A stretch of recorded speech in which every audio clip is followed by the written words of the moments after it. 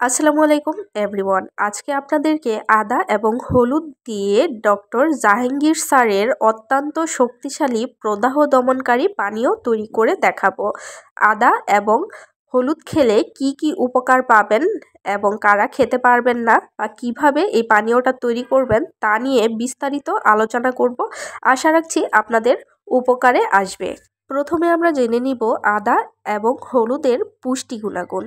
প্রতি ১০০ গ্রাম কাঁচা হলুদে রয়েছে কার্বোহাইড্রেট ৬৫ গ্রাম, ফাইবার ২১ গ্রাম, প্রোটিন ৭.৮ গ্রাম, ফ্যাট ১০ গ্রাম, চিনি ৩.২ গ্রাম। প্রতি ১০০ গ্রাম আদাতে রয়েছে কার্বোহাইড্রেট ১৭ গ্রাম, ফাইবার ১.৮ গ্রাম, প্রোটিন ০.৭৫ গ্রাম, ফ্যাট ২ গ্রাম, চিনি ১.৭ গ্রাম। আদা ও হলুদ একসঙ্গে খেলে কি হয় এবং কি কি স্বাস্থ্য উপকারিতা রয়েছে তা নিয়ে এখন আলোচনা করব। প্রদাহ কমাতে সাহায্য করে, ব্যথা উপশম করে, হজমের উন্নতি করে, রোগ প্রতিরোধ ক্ষমতা বাড়ায়, কার্ডিওভাস্কুলার স্বাস্থ্য ভালো রাখে, মস্তিষ্কের স্বাস্থ্য ভালো রাখে, ক্যান্সার প্রতিরোধ করে, ওজন কমাতে সাহায্য করে, ত্বকের উজ্জ্বলতা বাড়ায়, আরও রয়েছে অনেক স্বাস্থ্য উপকারিতা।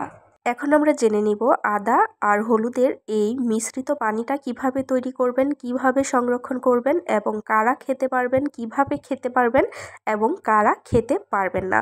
প্রথমে আমি নিয়েছি ১০০ গ্রাম হলুদ, ৫০ গ্রাম আদা। খুব ভালো করে পরিষ্কার করে ধুয়ে আদা এবং হলুদের উপরের অংশটা ছুরির সাহায্যে ফেলে দিয়ে টুকরো টুকরো করে কেটে অল্প পানি দিয়ে ব্লেন্ড করে একটা পেস্ট বানিয়ে নিয়েছি।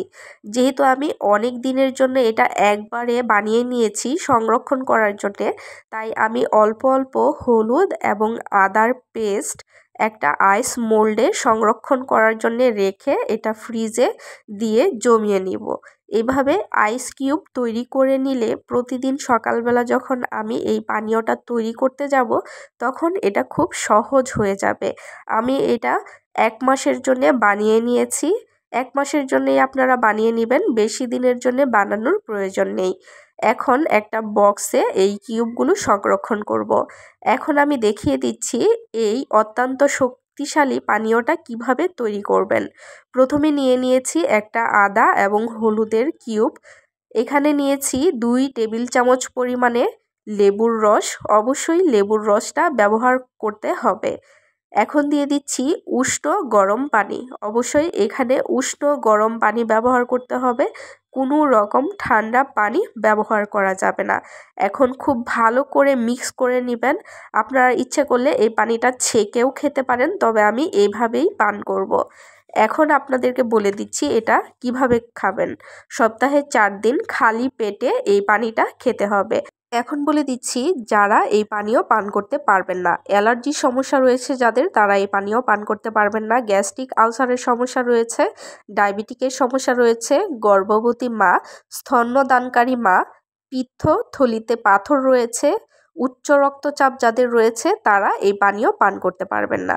রেমেডিটা কেমন লাগলো অবশ্যই কমেন্টে জানাবেন। ভালো লাগলে লাইক, কমেন্ট, শেয়ার করতে ভুলবেন না।